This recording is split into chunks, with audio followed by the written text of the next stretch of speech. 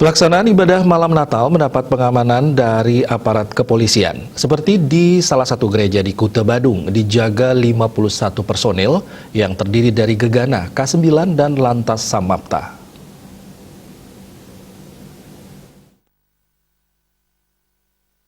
Dari Polda Bali, Seprin 21 personil, ditambah Polsek Bandara 30 personil. Jadi jumlah keseluruhan pengamanan ibadah malam Natal sebanyak 51 personil, termasuk dari tim Gegana, K9, Lantas Samapta berkolaborasi dalam pengamanan ibadah malam Natal.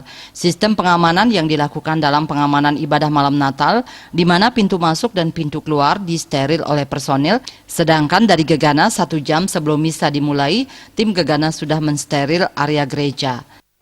Sistem pengamanannya yaitu pintu masuk kami steril, penjagaan pintu keluar kami steril, penjagaan termasuk dari Gegana tadi sudah steril, masalah jibomnya sudah kami siagakan dari tadi.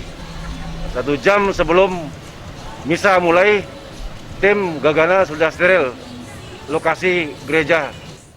Ibadah malam Natal berjalan lancar meski dalam masa pandemi, di mana para jemaat menerapkan protokol kesehatan dengan ketat, seperti jaga jarak, mencuci tangan, dan menggunakan aplikasi Peduli Lindungi. Saputra Bali TV.